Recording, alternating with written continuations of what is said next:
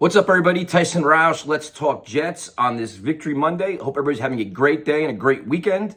Sorry for not posting a video last night. I actually lost my voice. I tried to do a couple of them and I could barely talk, man. I couldn't get through them. So apologize for that.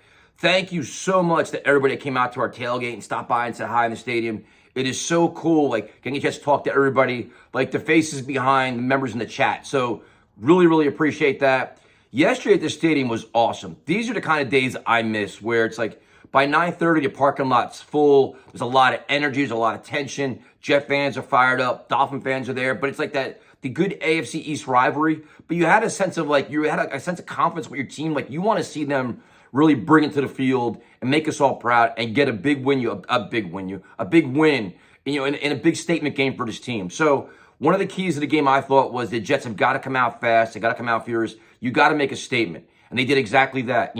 We've been critical of Salah's defense and how they play in the first quarter. They come out, boom, blitz Sauce Gardner, get hit, knock out Teddy Bridgewater, get a safety. And there you go. Like, you know what? This is it. This is where we're at. Now you're like, all right, we're in this. I like the mindset of the coaching staff. The players are all amped up. The crowd's going nuts. So then, the offense comes on the field, and all of a sudden you say, okay, Dwayne Brown's at left tackle. That's new.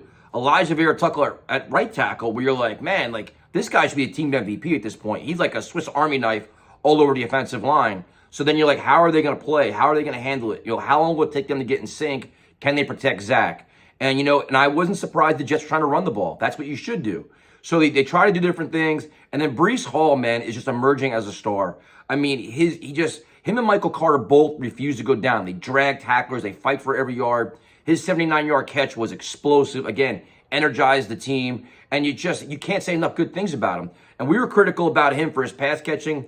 He had a great game yesterday. He did. Michael Carter did. And you saw the Jets effectively manage all their weapons on offense. Zach spread it around. He got Garrett Wilson involved. He got Uzama involved. You got Elijah Moore involved. They did a lot of really good things. But then it's just like the offensive line started, at least they created holes. They gave some time to Zach. And I really liked the way Zach Wilson played yesterday. I thought he managed the game very well.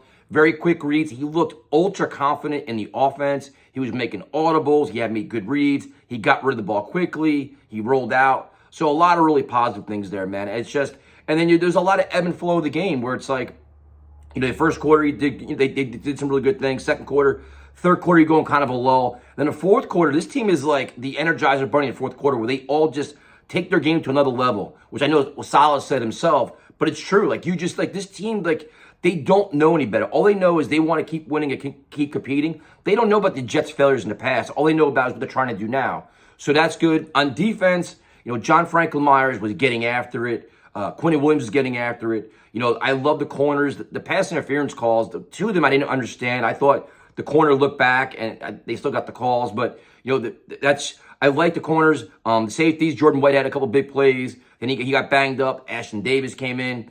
The linebackers still, Quan Alexander had an enormous play, in a later part of the game. But, sometimes the run defense seems like they're kind of slow sometimes.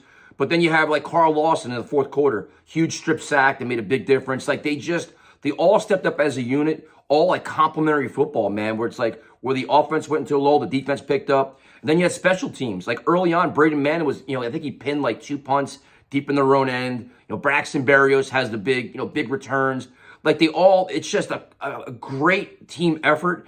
And, they faced adversity. I mean, there was a point where when the Dolphins missed that field goal, was probably the turning point of the game, to be honest, because you're the Jets could have been losing there. You're like, are they going to really lose to a backup quarterback, actually a third string quarterback?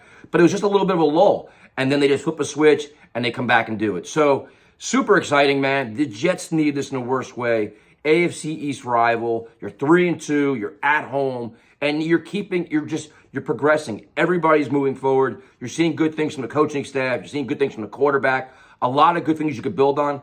And most importantly, it's a young team that's playing and learning and building together. That's the key to all this. That's where you say, you look at all the guys that are contributing, first-year players, second-year players, especially the quarterback, and you're winning.